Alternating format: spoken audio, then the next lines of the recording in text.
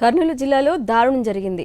Field assistant ఉద్యోగాన్ని వదులుకోమని హెచ్చరించిన నేతలు చివరకు ఓ అమాయకుణ్ణి అతి కిరాతకంగా హత్య చేశారు. ఇంటి పెద్దను కోల్పోయిన తాము ఎలా బతికేదంటూ కుటుంబ సభ్యులు ఆవేదన వ్యక్తం చేస్తున్నారు. తమకు పరిహారం చెల్లించాలని డిమాండ్ చేస్తున్నారు.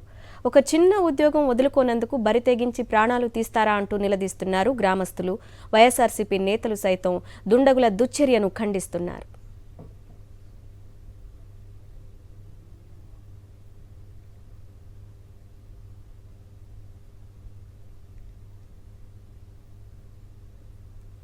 మరింత సమాచారాన్ని మా ప్రతినిధి లోకేష్ అందిస్తారు. ఆలూరు మండలం అరికర గ్రామానికి చెందిన వీరన్న దారుణ హత్యకు గురైనారు. దీనికి గల కారణాలు టీడీపీ నాయకులే కుట్ర పన్ని ఖచ్చితంగా ఈ యొక్క ఫీల్డ్ అసిస్టెంట్ పోస్ట్ నుండి పక్కకు తప్పుకోవాలంటూ పలుమార్లు బెదిరింపులకు పాల్పడి ఈ యొక్క హత్య చేశారంటూ వారి కుటుంబ సభ్యులు ఆరోపిస్తున్న పరిస్థితి. ఈ అంశంపై మాట్లాడేందుకు మనతో పాటు వాళ్ళ కుటుంబ సభ్యులు ఉన్న వారితో మాట్లాడదాం. ఫీల్డ్ అసిస్టెంట్ దారుణ వాళ్ళు సరే ముందు వచ్చి బెదిరించిరే. మా ఆయన వస్తే కూడా ఉండలేదు. నన్ను అడిగిరే మీ ఆయన్ని జరుపుకోమని చెప్పిరి. జరుపుకోకుంటే మమ్మ ఏమో చేసాం మీ ఆయన్ని బెదిరించి నన్ను కూడా సార్ బెదిరించినాక ఆయనకి ఫోన్ చేసి ఆయన్ని బెదిరించిరే. బెదిరించినాక ఆయన మరి మా ఆయన ఇదొక నెల చేశాను వదులుకుంటాను వాళ్ళే చేశారు అని చెప్పి నాకే చెప్పినాక తర్వాత నిన్న పోయింతోనే అట్లే వేసి సార్ సార్ మా నాయన అసలు కుట్ర సార్ నిన్న ఈ విధంగా చంపినారు సార్ మా నాయని. ఏమైందమ్మా ఏమైంది?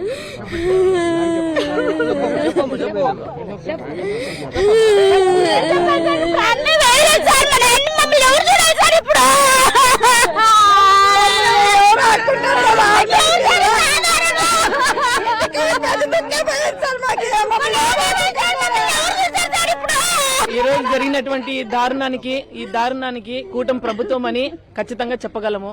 ఎందుకంటే ఇప్పుడు చిన్నబాబు గారు మాట్లాడుతున్నారు, నేను రెడ్ బుక్ రాజ్యాంగం రాసుకున్నాను, రెడ్ బుక్ పట్టుకొని తిరుగులాడుతున్నారు. రెడ్ బుక్ పట్టుకొని తిరిగితే ప్రజలకు న్యాయం జరగదండి.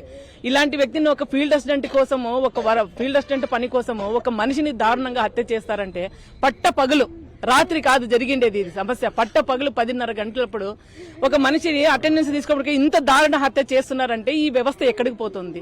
పవన్ కళ్యాణ్ గారు ఒక రాష్ట్రం కాదు, 2 రాష్ట్రాలు కాదు, 3 రాష్ట్రాలకు ఆయన 4 రాష్ట్రాల వరకు ఆయన ఆల్రెడీ ప్రచారం అయినాడు. ఆయన ఒక హీరో. ఆయన హీరో చేయాల్సింది ఇప్పుడు ప్రచారం పనులు కాదు చేయాల్సింది, ఆయన ప్రజలకి న్యాయం చేసే పనులు చేయాలా పవన్ కళ్యాణ్ గారు. ఈ రోజు ఇంత దారుణంగా అంటే ఈ వ్యవస్థని ఎంతవరకు తీసుకొని పోతున్నారు ఒక చిన్న పోస్ట్ కోసం. ఎందుకంటే ఇది ఫీల్డ్ అసిస్టెంట్ కోసము బెదిరించి నెల రోజుల నుంచి బెదిరించి ఇప్పుడు ఈ కుటుంబానికి ఏం న్యాయం చేస్తారు? 6 మంది పిల్లల్ని ఎట్లా తీసుకొని పోతారు? వీళ్ళకి నష్టపరిహారం ఏమి? ఈ తల్లి ఉంది, ఈ గోష వీళ్ళకి తగాలంటే ఖచ్చితంగా ₹1 కోటి ఈ కుటుంబ ప్రభుత్వం ఈ కుటుంబానికి అందేలా జరిగి తీరాలి. ఇది మేము డిమాండ్ చేస్తున్నాం. మనం చూసుకున్నట్లయితే పూర్తిగా ఏదైతే ఈరన్న కుటుంబం ఉందో వారికి నష్టపరిహారం చెల్లించాలి. ఏదైతే ఇంటి పెద్దను కోల్పోయి తాము ఎంతో ఇబ్బంది పడుతున్న పరిస్థితి. ఈ నేపథ్యంలో కూటమి ప్రభుత్వం తమపై ఖచ్చితంగా ఆ యొక్క నష్టపరిహారం చెల్లించాలి. ఎవరైతే కారకులైతారో వారిని కఠినంగా శిక్షించాలంటూ వీరు డిమాండ్ చేస్తున్న పరిస్థితి. కెమెరామెన్ శేఖర్తో లోకేష్, సాక్షి టీవీ, ఆలూరు, కర్నూలు జిల్లా. హత్య రాజకీయాలను ప్రోత్సహించడానికే ప్రజలు కూటమి ప్రభుత్వానికి అధికారం ఇచ్చారా అని ప్రశ్నించారు వైఎస్ఆర్సీపీ నేత ఎస్వి మోహన్ రెడ్డి. ఆలూరులో హత్యకు గురైన ఫీల్డ్ అసిస్టెంట్ వీరన్న మృతదేహానికి ఆయన నివాళులు అర్పించారు. వారి కుటుంబ సభ్యులను పరామర్శించి హత్య జరిగిన తీరును అడిగి తెలుసుకున్నారు. ఇదే తరహాలో హత్యలు, అరాచకాలు సాగిస్తే ఊరుకునే ప్రసక్తే లేదని హెచ్చరించారు. వైఎస్ఆర్సీపీ తిరగబడితే కూటమి నేతలు నిలబడలేరని అన్నారు. ఇప్పటికైనా హత్యలు, దౌర్జన్యాలు ఆపకపోతే తీవ్ర పరిణామాలు ఎదుర్కోవాల్సి వస్తుందన్నారు. 5 సంవత్సరాలుగా ఉమ్మడి కర్నూలు జిల్లాలో ఎటువంటి హత్యలు లేకుండా, హత్యా రాజకీయాలు లేకుండా ప్రశాంతంగా ఉన్నది. మొన్న సీతారాంపురంలో ఒక మర్డర్ జరిగింది ఈ కూటమి ప్రభుత్వం వచ్చిన తర్వాత. మళ్ళీ ఈరోజు ఆలూరులో ఒక మర్డర్ జరిగింది. అంటే హత్యా రాజకీయాలు ప్రోత్సహించడానికే ప్రజలు మీకు అధికారం ఇచ్చారనుకుంటున్నారా? మీరు ఏదైతే లోకేష్ గారు రెడ్ బుక్ రాజ్యాంగం అంటే మీరు రెడ్ బుక్ పెట్టుకొని మనుషులు చంపుకుంటా పోవడానికి మీరు పథకం రచించినారా?